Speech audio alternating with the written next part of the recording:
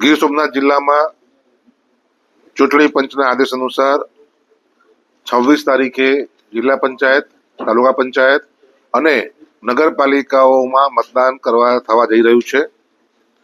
મતદાનનો સમય સવારે 7 થી સાંજના 6 સુધીનો રહેશે. તમામ મતદારોએ મોડા સાંજે 6 પહેલા મતદાન મથકમાં આવવું ફરજિયાત છે. 6 પછી આવશે તો મતદાન કરવા માટે સુવિધા નહીં મળે. જિલ્લા પંચાયતની કુલ 128 બેઠકો છે. ઉમેદવારો 85 છે. તાલુકા પંચાયતની 128 બેઠકો છે.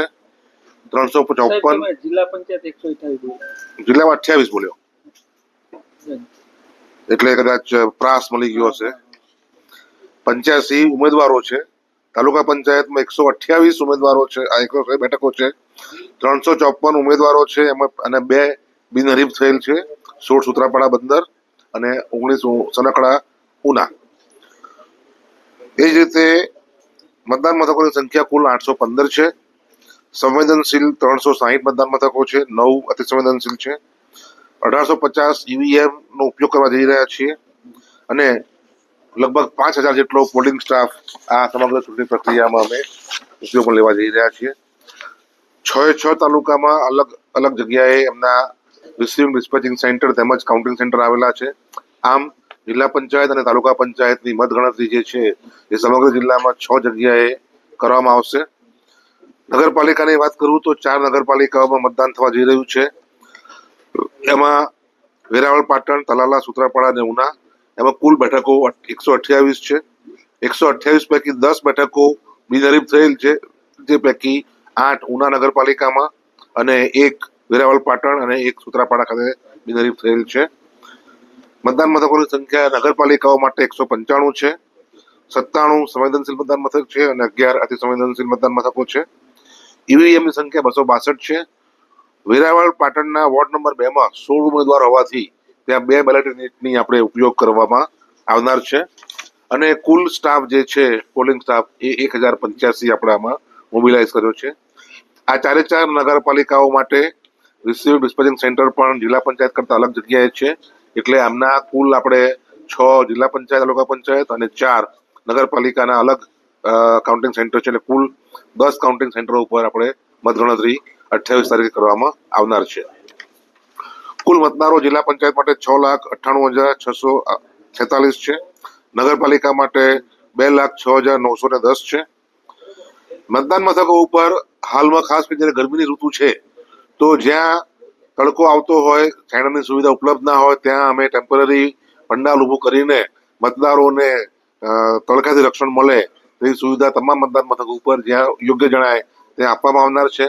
દરેક મતદાન મથકો ઉપર ઠંડુ પીવાનું પાણી, ORS પેકેટ્સની પણ ઉપલબ્ધિ કરવામાં આવનાર છે. દિવ્યાંગ મતદારો માટે અલગથી વ્હીલચેર અને એમની સાથે એક મદદનીશની પણ વ્યવસ્થા અમે કરેલ છે. આમ મતદારોને યોગ્ય વાતાવરણ મતદાન કરવા મળે તે માટે રાજ્ય ચૂંટણી પંચની સૂચના અનુસાર પર્યાપ્ત વ્યવસ્થાઓ કરવામાં આવેલ છે. આદર્શ આચાર સંહિતાના અમલ માટે આવતીકાલથી સવારે અમારો એક કંટ્રોલ રૂમ ચાલુ થનાર છે. એનો નંબર છે 285251. એટલે કે આમ તો આખા પ્રક્રિયા દરમિયાન હતા જ, પરંતુ આવતીકાલ અને પરમ દિવસ માટે કંટ્રોલ રૂમ છે જેનો નંબર મેં આપને કીધો તેમ છે. અને ઓવરઓલ ડિસ્ટ્રિક્ટ ઓનર ઓફિસર તરીકે ડાયરેક્ટર જિલ્લા ડિસ્ટ્રિક્ટ રૂરલ ડેવલપમેન્ટ ઓફિસર એટલે કે નિયામક શ્રી ગ્રામ વિકાસ એજન્સીની આપણે નિમણૂક કરેલી છે. ખર્ચની બાબત આપ બધા સૌ જાણો જ છો. જિલ્લા પંચાયત માટે 6 લાખ છે. તાલુકા પંચાયત માટે 3 લાખ છે. 9 થી ઓછા વોર્ડ ધરાવતી નગરપાલિકા માટે 2,25,000 છે અને 9 થી વધારે વોર્ડ ધરાવતી નગરપાલિકાઓ માટે 3,50,000 છે. એક અગત્યની સૂચના જે મતદારો માટે મારે આપના માધ્યમથી આપવી છે કે તમામ મતદારોએ તેમનું ચૂંટણી ઓળખ કાર્ડ લઈને જવું ફરજિયાત છે. એ ચૂંટણી ઓળખ કાર્ડના માધ્યમથી જ મતદાન કરવા દેવામાં આવશે. જો ચૂંટણી ઓળખ કાર્ડ ના હોય તો વૈકલ્પિક 14 પુરાવા છે, જે ફોટો સાથેનો પાસપોર્ટ, ડ્રાઇવિંગ લાયસન્સ, આ બધા વિથ ફોટો છે. આ બધા ફોટો આઈડી કાર્ડ છે એટલે આમાં હું અલગથી નથી કહેતો, પરંતુ બધા જ ઓળખ કાર્ડ ફોટોવાળા હોવા જોઈએ. લાયસન્સ, ઇન્કમ ટેક્સનું પાન કાર્ડ, પછી કોઈ પણ રાજ્ય સરકાર, કેન્દ્ર સરકારની કંપનીઓ દ્વારા જે ઓળખ કાર્ડ આપવામાં આવે છે તે ઓળખ કાર્ડ, પબ્લિક સેક્ટર બેંકો, પોસ્ટ ઓફિસ દ્વારા આવતા પાસબુકો, અનુસૂચિત જાતિ, જનજાતિ અને ઓબીસી નું જે સક્ષમ અધિકારીએ આપેલું હોય વિથ ફોટોગ્રાફનું પ્રમાણપત્ર તે, પેન્શન ના ઓર્ડર્સ, ચૂંટણી તારીખથી 1 માસ પહેલા આપવામાં આવેલ ફ્રીડમ ફાઇટર્સના ઓળખ કાર્ડ, હથિયાર લાયસન્સ જે ફોટાવાળું હોય તે, નરેગા અંતર્ગત જે જોબ કાર્ડ આપવામાં આવ્યું ફોટોવાળું હોય તે, યુઆઈડીઆઈ દ્વારા જે ઓળખ કાર્ડ આપવામાં આવ્યું આધાર કાર્ડ તે, આવા તમામ ઓળખના પુરાવાઓ માન્ય છે, પરંતુ દરેકમાં ફોટો હોવો ફરજિયાત છે. એટલે કે એક તો આધાર કાર્ડ એપિક હોવું જોઈએ અને એપિક ના હોય તો આ 14 પૈકી કોઈ પણ એક હોવું જોઈએ. જિલ્લામાં કાયદો વ્યવસ્થાની સ્થિતિ સંપૂર્ણ નિયંત્રણમાં છે. અત્રે દ્વારા લગભગ 3 કિસ્સામાં પાસાના અટકાયત હુકમો કરવામાં આવેલ છે અને પર્યાપ્ત માત્રામાં સુરક્ષા માટે પોલીસ બંદોબસ્ત ઉપલબ્ધ છે.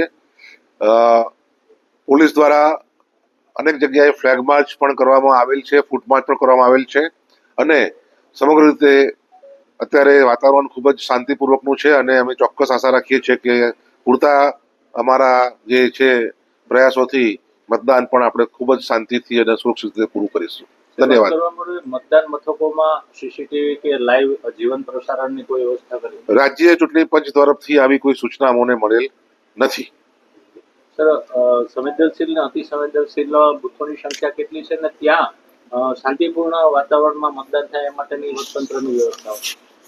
અમે આપને અગાઉ પણ કીધું છે કે સંવેદનશીલ મતદાન મથકો જે છે એ તાલુકા પંચાયત, જિલ્લા પંચાયતમાં 360 છે, અતિ સંવેદનશીલ 9 છે, નગરપાલિકામાં પણ આપણે મેં કીધું છે એ પ્રમાણે છે અને ત્યાં પર્યાપ્ત માત્રામાં પોલીસનો ફોર્સ રાખવામાં આવનાર છે.